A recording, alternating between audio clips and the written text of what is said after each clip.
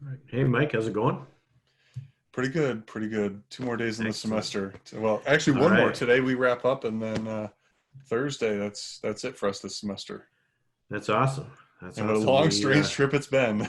Yeah, we made it to the end. My daughter's finishing up too. She finishes her last thing she has to turn in is tomorrow. She has one paper due, and yeah, it's been weird, but we did make it. Yes.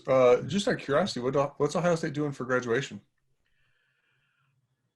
I'm not really sure because Dinah's just a freshman, but I Oh do know. yeah, yeah. But friends of ours had a daughter that graduated, I think, in engineering school, and like nothing. They just mailed her diploma. That was kind of Oh, it. And I know Sarah's daughter is at UAkron, and she hasn't heard anything, like nothing at all. They have no mm. idea what they're doing yet. So kind of weird. But We've got a video premiere happening on Saturday. Excuse me. okay, It's all pre-recorded stuff, but it'll be pretty cool, I think. cool. Now I It's only did 15 hear, minutes long, nothing crazy, yeah, but but it's something. yeah. I did hear that I think it's Medina High School over in that area, Medina, somewhere in that area. The kids voted, and they have a big drive-in movie theater there, and so they're going to have a drive-in theater graduation. They're going to all pull up in their cars, and then they're going to have a big Yes. video montage for everybody. So that's kind of cool. Yeah. My middle child's grade school did a parade through town today. Oh, nice. It's kind of a way to wave and say hi. Not part of a graduation, but just part of like kind of a end of year celebration type thing. So Yeah, lots of that's creative cool. solutions to what we're dealing with here in COVID-19 and its impact on K-12, higher ed, the whole education space. I mean, even corporate training. Right. It's all very interesting. It's super interesting, man. Definitely. So one of the things, it's end of the year. We made it through. One of the things you have cooking and that in the trenches is going to participate in is the virtual summit on the response to COVID-19, and we wanted to talk about that uh, today because it's coming up June 1st through 4th. So why don't you give us a little recap of what that's going to be about? The we have a huge opportunity here, only because when things like this happen, there are seismic shifts in how we do things. There's also a seismic shift typically in wealth, in money, wealth somehow, Yep. some way, right? Yep. Right now, we're seeing a big vacuum suck out of higher ed, out of K-12, based on what the governor said last night. And where the that vacuum is going to be filled, it's one of two places, right? Somebody's rich uncle backs up a money truck and dumps a whole bunch in, which is not very likely, or Right. and definitely not going to be enough to cover the 300 million that we're talking about, 400 million that we're talking Yeah. about. Yeah. Here, and that's just in Ohio, right? Jeez. Yeah, yeah.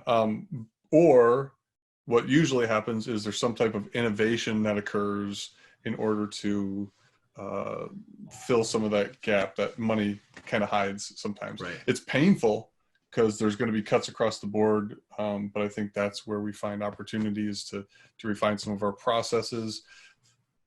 It doesn't necessarily afford us the time to reflect, but luckily for us in higher ed, we have this summer, K-12 as well, we have a summer session that's usually a lot more laid back on our campus. Even before this, summers tend to be a ghost town because a lot of the classes are online, Right. for ease of access, things like that. But we have a built-in breathing opportunity, reflecting opportunity in the day-to-day of our system of education.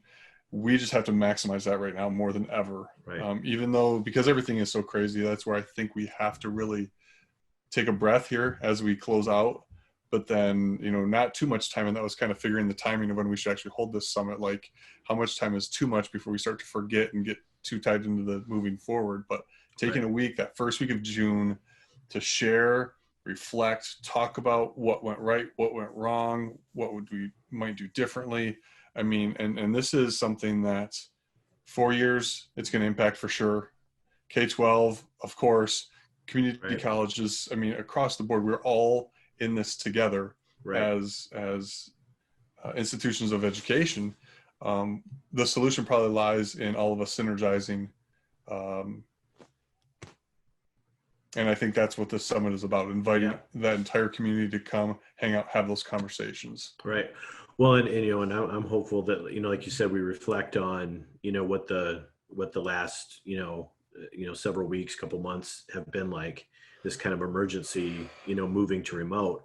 But I mean, you know, honestly, we're going to have to find solutions for the fall, you know, because if you look at it, people are saying there's going to be a rebound. I don't think things are going to open up, certainly not the way they were before. Right. And so and to your point, there's going to be a whole bunch of money missing out of the budgets. Yep. So, you know, hopefully out of this reflecting, right, we can, people can kind of start pointing their way toward fall, what that looks like, right? Yeah. I mean, we don't have a lot of time. We've We got 3 don't, months. we don't. So, excuse me. So we're going to do the virtual summit. The Eventbrite's up, so people can kind of check that out along with a video. We'll put a link to that in the show notes for this. And then you and I, we're going to continue within the trenches during that and do daily recap podcasts. Basically, we're going to run 4 days each with a different subject. And really, from what I see as, you know, talking to all of my peers, communication, using data, how do we teach people remote, and how do we holistically help people remotely? Right. That's the focus, and those will be our 4 days of the summit. Distribution of panels, roundtables, some trying to be engaging. So hopefully people come with questions, come with ideas, come with stories. I mean, that is really, we should have called it a campfire instead of a virtual summit. I was just saying that because we're going to, just swap stories, right? Of what went wrong, what went right. So maybe we can do that on one of the nights, do a social hour, around the campfire, we can call it, and all have adult beverages or 3. Right. Yeah, no, that's a really good idea, because I think that part of that is right. You know, just hearing what other people have tried and taking those ideas, or, you know, hey, I was going to do that, but since that didn't work out well for you, maybe I'll not do that now. I mean, just learning from each other that way, not in a formal sense, but just in, you know, to your point, just telling our stories to each other. And I think that's what we should be teaching people to do. So we should do it ourselves, right? That's how you learn and grow, is absolutely these exact moments of reflection. So I know we've all got interesting backgrounds and connections into academia, right? Me teaching in community college, you with the work that you've done both in the boot camp space and corporate training space. There's lessons to be learned across the board. I agree. Right? And they're all nursing, similar. I mean, right. Yeah, nursing's got lessons we could definitely apply over in arts and sciences, have things that arts and sciences could apply into some of the tech space. Like, this is the world we live in. We are better when we work together. And if we aren't going to model that right now within the way we're training people, teaching people, making people better versions of themselves, then really what the freak are we doing? Right. No, I agree. So when you put this together, you know, as we're kind of talking through this and people are listening, you know, obviously we want, you know, I mean, if you're a teacher, you know, whether you're K-12 or higher ed or whatever, we want you to come. Who else do you think, you know, can benefit from stopping in and listening? You know, as we talk through potential solutions to problems, and I think back to like design thinking, and some of the stuff I've seen there and experienced there, I'd love to have some farmers show up, right? It's one of the things is, like, you put a group of engineers together, they're going to solve the problem, like a bunch of engineers, a bunch of academics together. They're going to have those look at through the lens that they all share, which I think sometimes doesn't allow us to have as much potential innovation as if you have a farmer who at the end of the day is going to find a way to get the job done. Right. But anybody, I think, because this is it's hard because you don't want to get too big managing. Right. I don't want it to be a talking at people type thing either. Right. I would like as many people as possibly active in the communication. So I think we're going to use the breakout rooms, but definitely people from industry who are hiring. Yeah. And I think that not because of COVID-19 and the response there specifically, I think, and I've said this about some other things, like, I don't think COVID-19, I gotta be careful how I say this, it's a problem, but it's not the problem. that we're really having with some of this. We've exposed some of the problems that COVID-19 has exposed, some of the problems that I think were kind of glossed over because we were face to face. It took so many things for granted. They're pre-existing, right? Yeah. Absolutely. Yeah. So, well, and I think that there's been a reluctance to, embrace online or remote education, because we haven't had to. I think there's been some axioms that we think, right? Oh, well, face to face is always better, which isn't true. It's really good when it's good, but bad face to face education is not definitively better than good online education, right? I mean, so to your point, right? There are a lot of things that maybe we got a little lazy on just because we were face to face.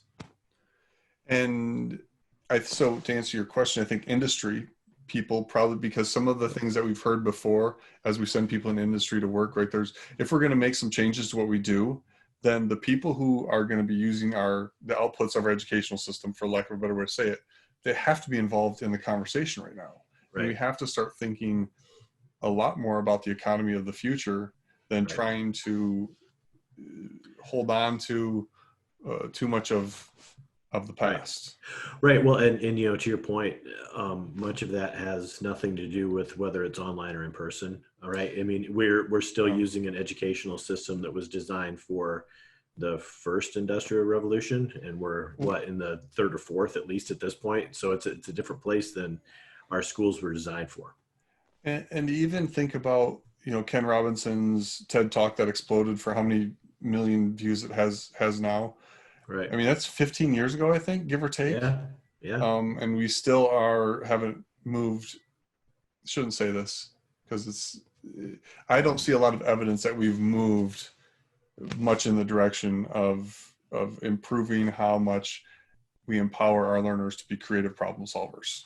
Right. Exactly. And, and Seth Godin jumps on that too, right? Yeah. The same kind of thing, but, says the same things and just, again, we need to design education and training for the world we live in, not the world we used to live in, as we move forward. And to your point, right, we need that creative problem solving. We need, we need to look at things a lot differently because the skills needed are just different as technology grows and time goes on. So, but again, that's not, to your point, that's a problem whether we had COVID-19 or not, right? 100%. Right. So, but but the door's open now, right? If we have to relook at how we deliver, maybe we should relook at what we're delivering. 100%, right? Like if you can build something at a time like this, you're at a huge advantage. And I think we have an opportunity to build something right now in the space of education that probably is not going to be as well funded as everyone would like it to be, because whatever is, right? But there were a bunch of smart people who like talking. Let's get together and talk about some ideas, even if they're off the wall, crazy things. I mean, I think that is how innovation works. Right. And I think, you and I have talked about this as well. Hopefully out of this, right, we grow a community of practice. Right. And hopefully this isn't 4 days and then we're done, but this is the first 4 days of an ongoing discussion, because, you and I have both seen this. You start with a small community of practice, you get scrappy and you do some amazing things with very little money, right? Because you just have like-minded people, trying to do things and solve things. So, I do think we can do a lot. Like you said, we're never it's not gonna be fully funded, right? Whatever fully funded means, right? But that doesn't mean we can't do things, right? And we can't make incremental improvements. Are we 10% better, 15% better?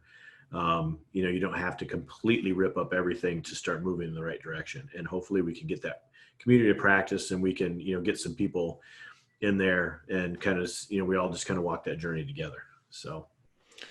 Yeah, I mean, you've worked remote for a while now, but even just some of the circles I'm hanging out with, I'm connecting more to people from outside of Ohio than I definitely was previously, right? I mean, and definitely outside of the Toledo, Northwest Ohio. Right. which has been pretty cool. Yeah, that's good. And and I think, to your point too, bringing some people in, I think our background with, I mean, obviously we've done, I've been a K-12 teacher, you're a higher ed teacher, Mm-hmm. but us bringing the corporate training side of things, right? Because it is, again, it's not quite as, it would be nice to get somebody completely outside of education in there just to question our premises, but I think at least we get a little bit different perspective than just the school side of things. Yeah, and we really just got to find a way to work on the professional skills Right. in whatever modality it's going to be. That's the Right. one thing that I think we all continue to see and hear. Right. And how do you do that in a remote environment? Yeah, absolutely. Absolutely. Well, very cool. So yeah, I'm really looking forward to it. I'm looking forward to participating. I think it's gonna be a lot of fun to recap with, doing in the trenches at the end of each day and just kind of recapping what's going on. So one question too, just before we move on, but are we looking for students to be involved? Is there an opportunity for students, or are we talking, teachers and administration for this? It'd be awesome if students were to show up to all of the sessions, because I think in higher ed we make way too many decisions without actually talking to you. But also on the, can't remember, I think it's at least one day, maybe two. So the one day for sure, when we talk about remote instruction, the first session that day is going to be a roundtable of students, specifically talking about the past 2 months, but then also their experience as a whole. Right. So yeah, definitely a dedicated start the day, hearing from our users. Keith Instone will also be talking to us about user experience design. And I mean, that's I think the one really awesome thing that we have in higher ed. We have a group of fresh ideas walking in the door every year. Right. And man, if we could actually just uncork that a little bit, I mean, some cool stuff happens when you do that. Well, and I'm looking forward to also hearing not only what students' experiences were this spring, but what their hopes and fears are for the fall, right? Because it's one thing if it's just like, oh, well, this is bad, but we'll finish up the school year and then we'll be back to normal. But there's a lot of unknowns, and we feel it from the curriculum side and from the teaching side. But what does that look like from to your point, to the users, right? What are they paying for? What does their associate's degree or bachelor's degree look like compared to what somebody's looked like 3 years ago, right? Yeah, it's a little bit scary time for them.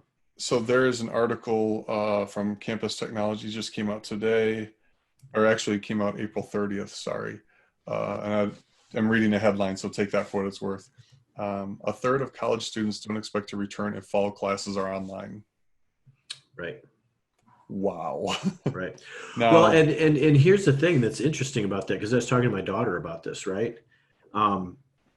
It can be such a great opportunity. My daughter she wants to go into, she's studying English. She wants to minor in linguistics, and she wants to be an editor.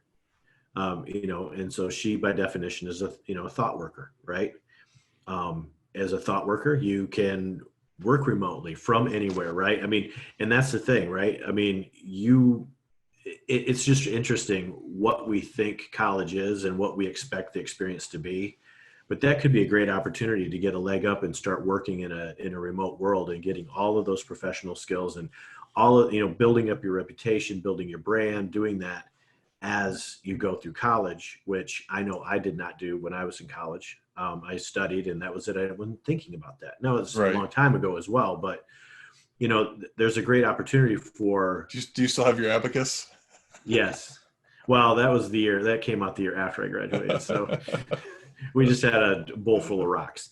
But I mean, you know what I mean? It could be a great opportunity to actually train in what very likely will be the environment in which you work. If we do it right, if we take that opportunity, right? Yeah. Yeah. I mean, this is an amazing opportunity, right? Because right now our the Northwest Ohio specifically, but well, actually, Ohio's a fairly dense state, right? Like its density There's some, is, yeah, right. There's some, yeah. big We're more, population centers. I think we're more dense than California, which when you think about how big California is, obviously makes some sense, right?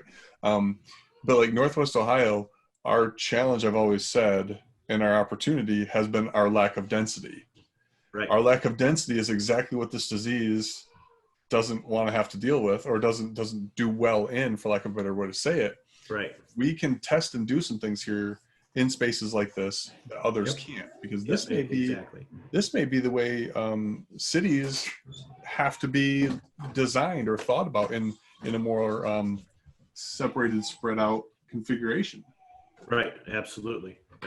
So, yeah, I mean, I think there's great opportunity. There's a lot of challenges, but it'll be really. I'm really looking forward to just getting some other voices and talking to some other people and what their experience has been. It might just be me and you talking the whole time. Ward, can we do that 5 hours a day? We could probably do that. We could do that for 5 hours a day for sure. So that'll be fine. And if I have to, I'll invite my daughter. She can come from the student's perspective. So I'm sure we'll have at least a couple people. I can sucker a couple of people into come and hang out with us. Well, as we were talking too, I was just thinking about who from our district that I can invite, and I have some friends that are really good educators, right? Very dedicated, and I'm definitely going to invite them and see if they want to join. So it'll be good. I'm looking forward to it. And again, thanks. You put a lot of work into that, putting this together. I know you have a great team, at Northwest State, but I'm glad you took the initiative on this, because to your point, I know you put this in the video in the Eventbrite. We have an opportunity. Let's not lose the opportunity to reflect on this, right? And it's, it kind of goes back to, again, good education. As you were doing that video, I'm like, oh, this is just like experiential learning. We had to do, and now we're going to reflect, right? But reflecting on what that was and lessons learned and internalizing that and then moving forward is, I think it's an opportunity lost if we don't do it. And I think so, I know you've got to run, but to put a cap kind of on the whole thing, right? Like the idea isn't just to have this summit, talk about it, feel better, and move on and do nothing, absolutely. Right? I'm assuming that out of this, the objective, the real goal would be we continue to share, we get some, find some synergy between people and places, however way that works out, and start to test on some of these things and share again, continue this model of testing and sharing, so that next time something happens, we have a better response. Not that the response we had right now is bad, but we can always improve. That's how we survive. Right. I agree. I think overall the things I've seen for the most part have been amazing, but we had literally 4 days. Most people had 4 days to figure it out. And boy, if we have a whole summer to figure it out, how much better is it going to be this fall? So, and the other, and again, we could talk about this forever and we'll get into it, but I think the other expectation is, I work for, a company that does online programming management, and they put together online degree programs. And one of their hallmarks, right, is their very, very high production values. And it's very nice. It is. It's a very high touch. It's a very nice thing. It takes a long time to build, and it's very expensive. But, the other thing that, again, if you get down to the very basics, teaching is about a relationship between you and the student. And we have so much technology that we can do that, and we can get down to just being real. And at some point, those production values melt away, right? Again, maybe this is a new look at how that all is, right? Because we don't put quote unquote production values in our face-to-face, right? We're in a room with a chalkboard or an overhead or a PowerPoint.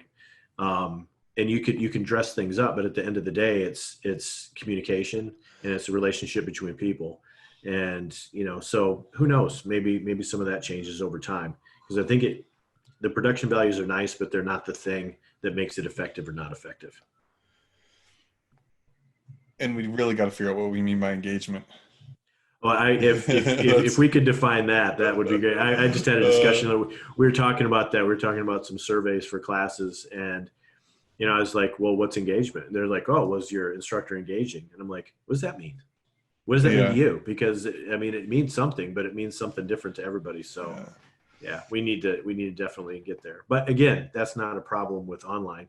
That's just that's a challenge we have no matter what modality we have. So, yeah. So definitely. well, awesome. Yeah, looking forward to it. I think it's gonna be a lot of fun, and hopefully we get a good group of like-minded individuals. We get kind of our tribe there, and then some people to come and tell us we're wrong. Yeah, exactly. Like, we got to hear different points of view. Yeah, absolutely. I think that'll be good. So people love telling me I'm wrong. Me too. I like telling you you're wrong for sure. Fair enough. All right, man. Well, good enough. And right. yeah, we'll see you next time. All right. Take care, Ward.